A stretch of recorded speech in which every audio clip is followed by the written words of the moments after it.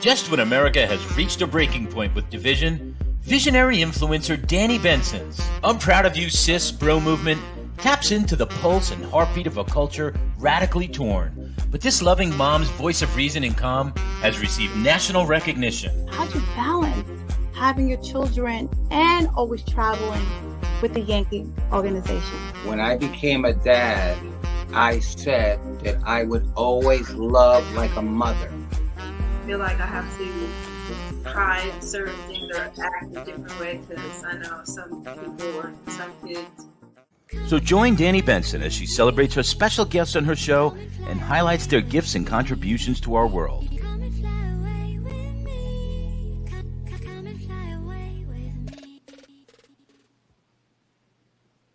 Hi, everyone. Happy Wednesday. How's everyone doing? My name is Danni Benson. Please like, share, and follow and tell your friends, family, loved ones about I'm Proud of You Sis. I love to give people their flowers. I love to tell people I'm proud of them because I know how hard it is every single day to get up and do what you have to do and do your purpose or do your, do whatever you have to do to keep your life moving, your family's life moving, your loved ones moving. And I have this great guest. Her name is Gayna. I wanted to bring her flowers. Today, we're going to talk about real estate and wealth building to our audience. I'm so excited to have her on. She is the expert in the area. So everyone, please say hi. Hi, she's the expert in the field. Thank you for joining me, Miss Gayna. How are you doing today? I'm doing great. Thank you for having me. Yes. Always a pleasure.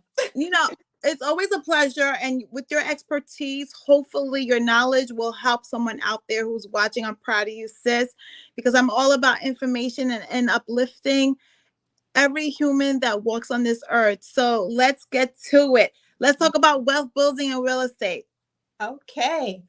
So some of the nuggets that I wanted to share, I hope everyone has their pens, is about wealth building and specifically about income generating properties, specifically about real estate. So landlord, that word has been around for centuries. Everyone knows it, but no one knows like the origin or where it came from and why. And it's really because there's a lot of power behind owning real estate. And, if you really look at the numbers and statistics, there's only about 7% of people in the United States that have income producing properties, okay, that accepts rental income. There may be people who have their own homes or single family, but there's only about 7%. So that's 93% of people do not have or have not tapped into this passive income. So what I want to talk about today is how easy it is to tap into this passive income. This passive income could allow you thousands of dollars, monthly to earn with only a small investment between 3 to 10 hours per month. So it's something that, everyone could do. It doesn't take a rocket science. You don't need a lot of schooling to do it. You just need to jump into it, basically. Purchase a property that has the ability to allow you to rent out to someone else. Now, most people think about, okay, I want a home, but they don't think about maybe I want a 2-family, maybe I want a 3-family, maybe I want even more than that. Maybe I want a property with a storefront because they're out there. You can get a 2-family with 1 store, but I want people to start looking at those options because that's really how you start off building wealth. It's something that you can accumulate in your real estate portfolio. You can ultimately get a 1-family. You can get, a 6-family. You can get multiple properties that will allow you to pass them down the line, keep them in the family, and obtain generational wealth. And it really doesn't take a lot of effort. So first thing you need to look at is your plan, okay? And your plan should be, how can you live below your means in order to obtain this extra income that you're going to need to purchase this property? I know people love clothes and cars and all of the great things, but you should also love your free time. And you should also love to make money while you're sleeping, and do not have to be always active while you're making money. And because that will buy you a lot of things in life that will give you peace, and peace is priceless. So some of the things, so once you begin to realize things that you can cut out of your life, some people are talking about this minimalist way of living. I'm not sure of the reasons why, but that could be a way if you want to start to build wealth and generational wealth. Start looking at things you can eliminate from your life. Do you need to have, this cable bill, or do you need to have, this particular dress, or, start looking at things that you and your family could do to earn more money. Then So you start need to looking at, so basically you're saying try to eliminate or lessen your wants. Of course there's the need. So you need to do a list. What do you need versus what do you want? What do you need means that I need this to survive, like a roof over my head, food, and maybe a car for transportation. So you have to pay for gas and insurance. Or depending if you have a house and you have to pay for, house insurance. Want is basically extracurricular activities. You're not going to die if you don't do them. Going shopping for clothes. And I think all of our houses is so cluttered. That's why there's so much storage units all over the place, because people just buy things they don't need, and now they're paying extra money for a storage unit to store stuff that they don't need. So those are the things that Miss Gayna is talking about. Right, Miss Gayna?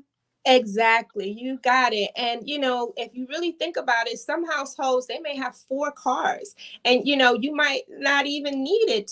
You can have one car for things that you need to get to, or maybe someone can take, there's Ubers now that are everywhere, public transportation. There's other ways you can do things, that you have to really look at your budget and really look at your goal and really look at your dream and where you want to be and where you want your family to be, in the future or generations. Do you want them to have a head start?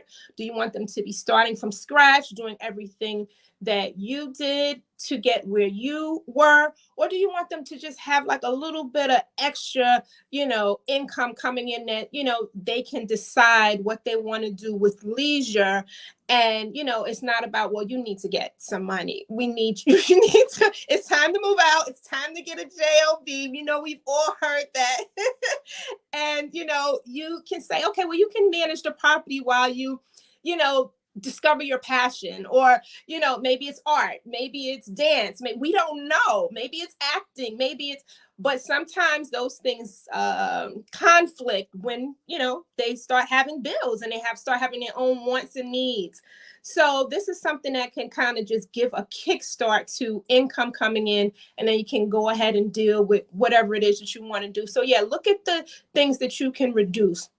Next thing is watch your credit. Make sure your credit is together, okay? Because a lot of people take credit for granted, and it's very important. Credit will give you access when no one else, or sometimes people don't want to give you access. And this could include banks, mortgage companies. It could be a lot of reasons why, you may not have access with your credit.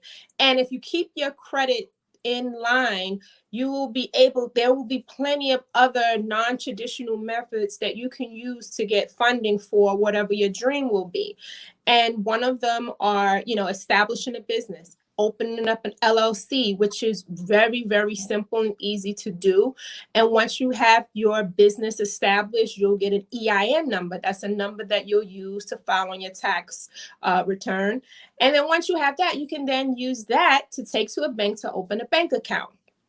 And then once you open up your bank account, you can now start saying, okay, well, I'm going to start depositing money from this business, whatever the business is. I know some people who started purchasing recreational vehicles, RV vehicles, and basically they put one on their credit card. They bought an outdated, and then they sent it to a company who started renting out this RV machine and bringing in monthly income. And then once that income started coming in and they deposited into their account, they started purchasing another machine and I mean another vehicle and another vehicle, and they have multiple vehicles out there now that are being rented out for people to drive all across the state, and that's how they make their money. So there's so many ways people could make their money and have income producing assets.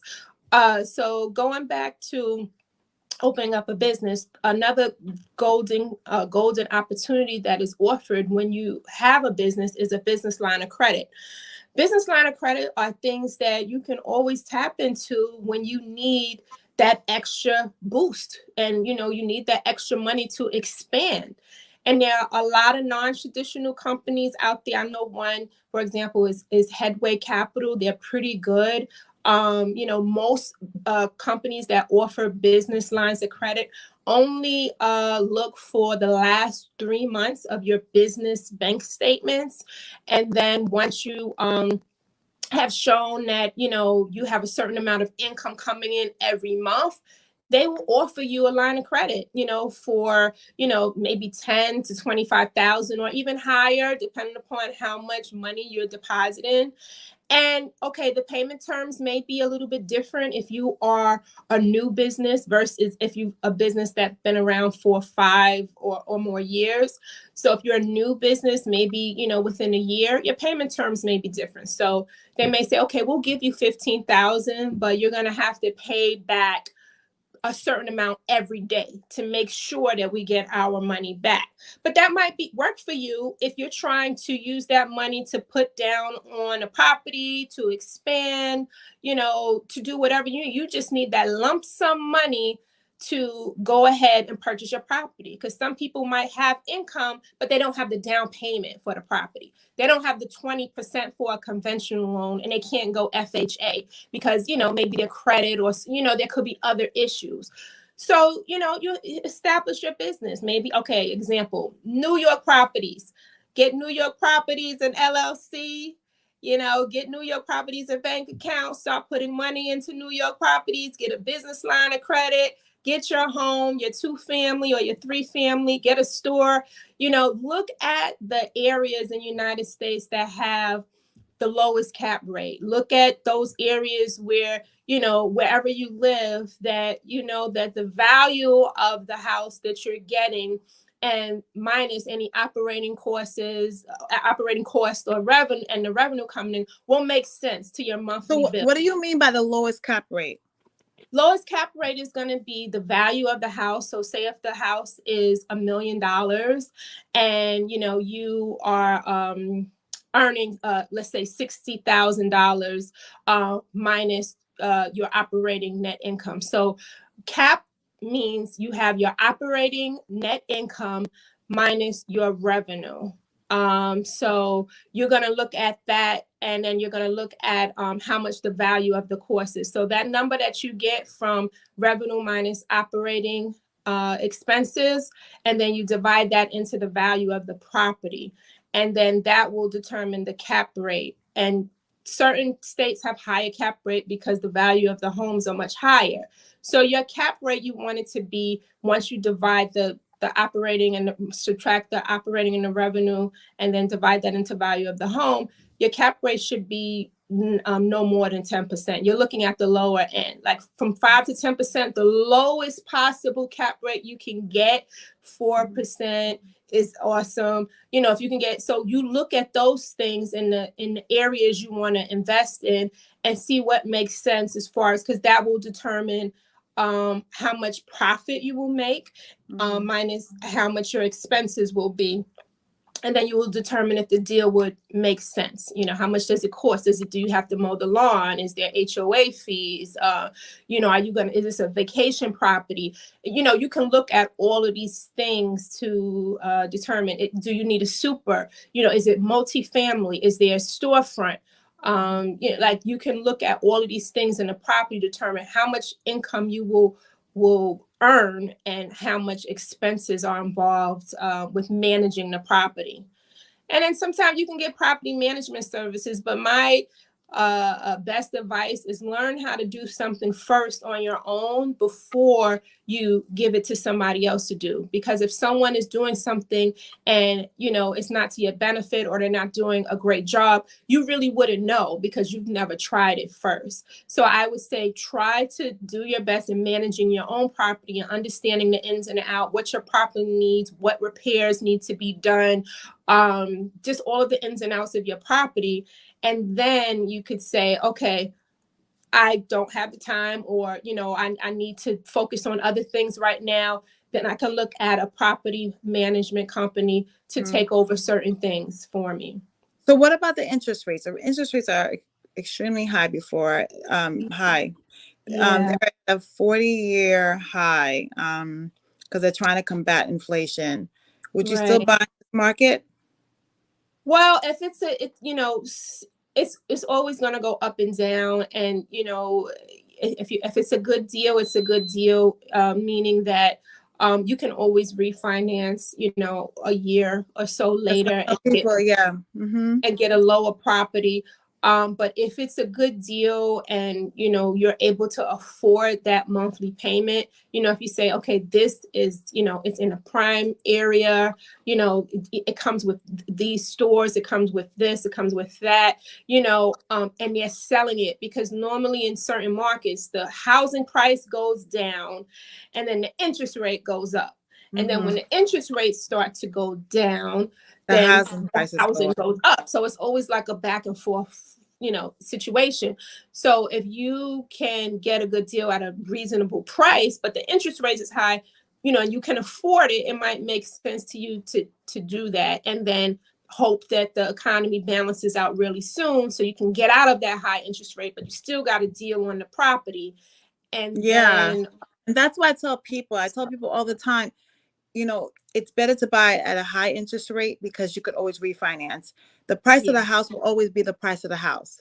So I tell people all the time, I know the interest rates are high right now, but then now the homeowner or the property owner is forced to lower their price to be so they can get people that can actually afford to buy the property. So you get it at that deal because then that price will never change. It was a lower price than it usually would be if it was the other way around, low interest rate, high house. And now, as soon as you get in, maybe in 5 years, you could refinance. And so it'll be cheaper because that refinance might be lower. So you might cut a couple $100 down, but you got the house at a good deal. exactly. And sometimes people talk themselves out of opportunities because of those things, and they're like, oh, but the interest rate is high, oh, but I don't want to do, you know, all of the work that, you know, make this broke, that broke, the hot water, I need a boiler, you know, I need a hot water tank, and you know, and they but it's not really that difficult, you know, things that you cannot do, there's plenty of people out there that will do those things for you. It's just simple as And making plus it's like generational wealth. People don't understand. Like, I mean, I hear people say, I like to rent because I'm able to move around. And that's great. You're able to move around and stuff. But there's no wealth building in that. correct. Of See, renting. You have the freedom to move around, you know, you're not stuck someplace. People feel like you have to be stuck there for 30 years. I'm like, you don't have to be stuck there for 30 years. But you know, with rent, you just give the money and then that's it. You get no really return on investment.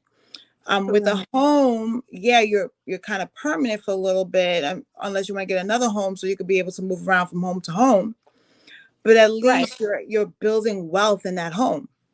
Right. And even if, you know, like, for example, your portfolio exists of, you know, a single family, you know, a multi-unit property, a two family, you know, so you can have more. You don't just have to have one, because with any property, whether it's just a single family home, you can always tap into the equity, because prices, you know, home values are normally, traditionally, they go up. It's normally going to be worth more than what you paid for it.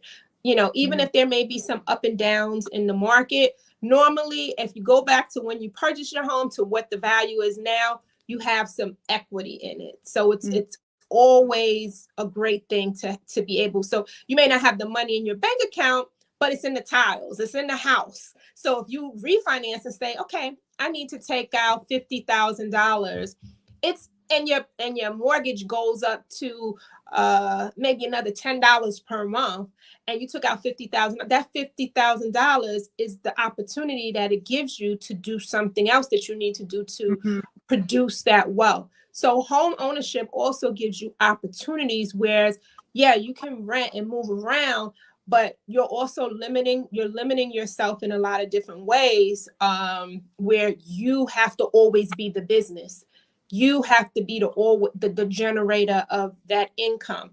And should anything happen to you, then everything kind of, and I guess that's why they sell life insurance policies and different things like that for people who have, predicaments, and, they get into issues where they can't support their bills anymore.